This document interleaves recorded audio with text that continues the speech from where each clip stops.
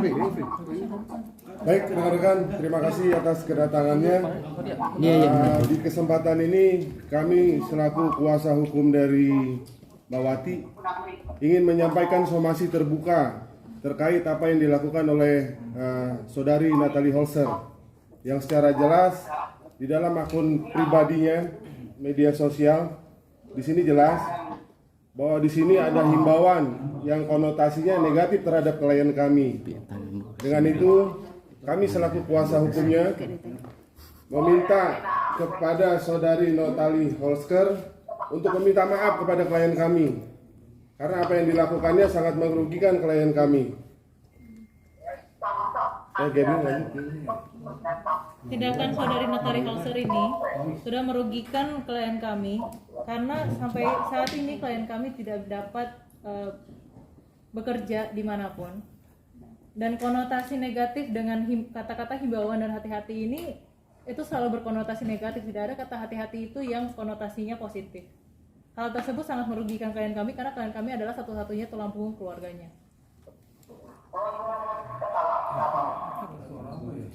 Situasinya saat ini klien kami pulang ke kampung karena sulit mencari pekerjaan. Jadi dia sambil mengistirahatkan keadaannya karena udah berapa kali mencoba mencari pekerjaan sulit. Ini dia nih, lagi di kampung. Wati? Ya, diputar Pak. Ada yang mau disampaikan, Wati?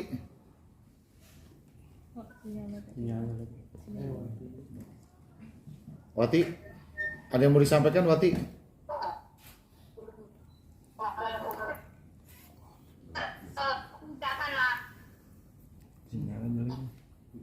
Ya, kan sekarang saya lagi di kampung, istirahat dulu, nenangin badan dulu, nenangin pikiran dulu. Dan pokoknya aku serahkan semua pada Om Kaisnan, pada kuasa hukum. Ya, terima kasih Om Kais. Ya, oke. Dilanjut ya, Wati ya. Baik, makasih Wati. Ya. Ya. Bang, dengan adanya ini secara psikis, Wati mungkin ada yang terganggu atau gimana? Sangat, yang tadi sudah disampaikan oleh Gabriel bahwa dia kan sebagai tulang punggung keluarga sampai saat ini sulit mencari pekerjaan untuk dia. Jadi kita masih membuka ruang dialog untuk melakukan klarifikasi dari Natalie kepada klien kami dan meminta maaf kepada klien kami. Tapi kalau itu dalam 3 kali 24 jam tidak ditempuh, maka kita akan melakukan langkah-langkah hukum. Mungkin Bang bisa diceritakan awal mulanya kenapa Suwati mau berbicara seperti itu yang pada akhirnya viral dan Natalie merasa bahwa membuka aib dia dijelekan namanya. Mungkin bisa diceritakan. Ya, mungkin saya mau menjawab bahwa saudari Wati ini kan kalau kita tahu sama tahu dalam perjalanan proses persidangan perceraian antara Natalie dengan saudara Sule, saudari Wati ini bersaksi di persidangannya. Jadi bagaimana bisa dikatakan Wati itu menyebar aib sedangkan dia membantu dalam persidangannya? Silakan mungkin rekan-rekan dan masyarakat umum bisa ambil kesimpulan dari cerita itu bahwa Wati memberi kesaksian dalam persidangan perceraian dari saudari Natalie Holzer dan Sule. Jadi tidak ada ungkapan atau apapun rahasia yang diungkap selain di persidangan itu. Karena Wati banyak tahu rahasia dan dia tidak ungkap semua rahasianya gitu. Jadi kesimpulannya apa yang dituduhkan dalam postingan IG ini tidak benar lah. Kemarin pun juga kan ketika dia melakukan klarifikasi terhadap somasi yang dilayangkan secara terbuka oleh Natalie, dia minta video apa sih yang dia bilang bahwa dia membuka aib. Kasih dong. Kita juga nggak ada perkataan-perkataan dari Wati yang mengatakan dia membuka aibnya daripada Natalie itu seperti apa, nggak ada. Artinya tidak ada postingan, Bang? Nggak ada. Apakah Wati juga sempat komunikasi dengan Sule karena kan terkait kan 2 orang ya, Natalie dan Sule kan seperti itu? Nggak ada. Justru ketika Wati mencurahkan isi hatinya, dia bikin statusnya dia di WA kemarin, nggak ada menyinggung siapapun. Tiba-tiba dia mendapatkan WA dari Natali yang isinya ya kan bahwa begini. Ada sama sekali di dalam statusnya itu juga dia tidak pernah mengatakan atau membuka aibnya seperti yang diutarakan gitu, nggak ada. Oke, ketika aib ini bergulir gitu Bang ya, kan Sulit tentu juga mendengar gitu. Ada komunikasi Wati dengan Sulit ketika masalah ini? Saya belum tanyakan itu. Coba nanti saya tanyakan. Bang, berarti udah berapa lama Wati tidak bekerja, Bang? Wati udah persisnya berapa lamanya saya juga belum tanyakan. Nanti saya tanyakan. Apakah setelah keputusan itu?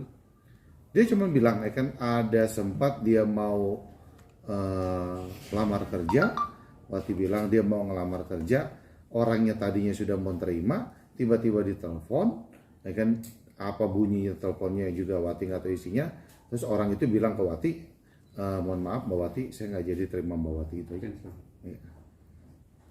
Artinya peluang Wati untuk cari kerja semakin sulit Bang ya? Ya saat ini seperti itu kondisinya. Bang, kalau status yang kata Mbak Wati itu unek-unek, sebenarnya unek-unek apa sih Bang? Dan apa sih yang jadi apa ya? Mungkin Natali sendiri merasa tersinggung. Dia kan disudutkan seolah-olah dia membuka aib. Padahal dia tidak buka aib. Kan dia bilang sama saya, Bang kalau saya mau buka aibnya, arti perjalanannya bagaimana, saya tuh 24 jam melekat. Tapi kan sudah disampaikan oleh Saudara Supri tadi, bahwa di kesaksiannya pengadilannya pun juga, dia membantu Natali. Tidak sama sekali menyudutkan Natali dalam kesaksian di pengadilan ya Pi ya, itu yang disampaikan. Justru mendukung Natali justru. Jadi itu unek-unek itu sebenarnya unek-unek untuk siapa Bang? Unek-uneknya untuk siapa saya juga belum tanyakan itu sih. Cuma dia bilang isi curahan hati aja, dia sampaikan melalui statusnya dia di WA. Ya kan unek-uneknya dia cuma bilang gitu sih sampai ini. Bang, tentang dugaan sebelumnya katanya Wati mengetahui kalau Natali selingkuh dengan pria lain sebelum Natali cerai dengan Sule. Apakah hal itu benar terjadi adanya atau seperti apa yang Saya pernah tanya apa yang banyak Wati ketahui ya kan tentang adanya ya mungkin dugaan-dugaan ya kan sisi lain atau dan sebagainya. Dia cuma bilang saya banyak tahu, saya dengan Natali melekat 24 jam. Cuman untuk apalah katanya, saya juga nggak perlu juga untuk cerita-cerita ke orang, cuma gitu doang. Berarti perubahan karakter ya Bang, kalau Natali menuduh Wati menyebarkan memberitakan kalau Natali selingkuh dengan pria lain sebelum cerai sama Sule, berarti bohong dan pembunuhan karakter menurut Abang atau gimana Bang? Ya makanya kita pengen tahu, makanya minta buktinya, minta apa yang dimaksud dengan artiannya Wati itu menjelek-jelekan atau menyebarkan aib yang di mana? Wati kemarin coba sampaikan ke saya di apa sih ya kan di YouTube apa? Ini loh Bang isinya. Coba Abang pelajarin, coba Abang lihat kalimat-kalimat saya. Apa ada di sini yang dikatakan saya membuka aib? Saya lihat dari konten YouTube-nya kemarin yang dikasih oleh Wati, nggak ada di situ. Makanya saya juga bingung. Bang, status dari Wati ketika dia ada kejadian ini, statusnya sudah mantan ART atau masih ART ketika dia menjadi saksi ketika perceraian. Itu yang pertama. Yang kedua, akhirnya ini bergulir sampai apakah ada pernah Wati cerita nggak sih mungkin mereka ada keributan kecil sampai akhirnya mungkin Wati speak up tentang ini gitu. Ya pada saat berita ini ada itu Wati itu masih ART pada saat keributan itu kan masih ART di sana. Nah begitu Wati sudah tidak lagi ART, baru ini terangkat bahwa Wati menjelekan sana, menjelekan sini, berita sini diberitain ke sana, berita sana jadi terkesan Wati itu mengadu domba gitu kesannya. Padahal kan kalau kita tahu justru dalam persidangan perceraiannya justru Wati membantu. Nggak ada di situ kesaksian yang memberatkan dari Natali juga nggak ada kan kalau menurut penuturan dari Wati sendiri. Apa Wati cerita juga kalau mungkin pada saat itu Sulit sempat memergoki ada sesuatu hal yang mungkin willnya pria zaman lainnya atau willnya dari Natali? Belum cerita mengenai itu Wati. Kalau terkait somasi ini Bang, mulai dilayangkan kapan? Apakah per hari ini? Nah, ini atau- kami sampaikan secara terbuka somasinya. Oke. Nah, jadi tadi seperti Pak Rizal bilang bahwa 3 kali 24 jam kalau tidak ditanggapi, kami akan melakukan upaya hukum. Per hari ini. Per hari ini. Per hari ini kami sampaikan somasi terbuka terhadap Natalie Holster. 3 kali 24 jam ya, kita ketemu di sana aja nanti. Ke Polda. Ya, silakan jelaskan di sana aja. Siapa-siapa Bang, aja tapi semasa somasi selama 3 kali 24 jam masih ada waktu untuk menyelesaikan secara keluargaan. Ya, kami masih terbuka untuk itu. Kami juga mau ini bisa tercapai inilah perdamaian lah. Karena kalau kita lihat dari ininya, kalau ini sih secara hukum ini memenuhi unsurnya. Mungkin rekan saya Gabriel bisa jelaskan.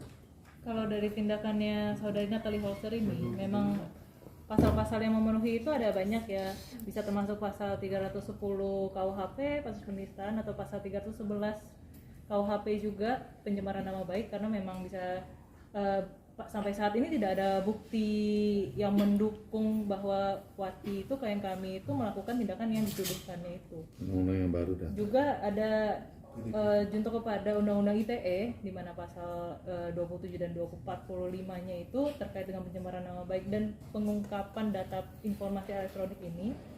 Sekarang ini juga udah ada undang-undang baru tentang perlindungan data pribadi di mana pengungkapan data pribadi ini melanggar pasal 67 di undang-undang yang baru itu. Pengungkapan KTP ini kan data pribadi ya, data pribadinya klien kami gitu, dan diungkapkan di media sosial begitu saja dan disebarkan secara umum gitu. Hal itu jelas merugikan klien kami. Bang Krisna.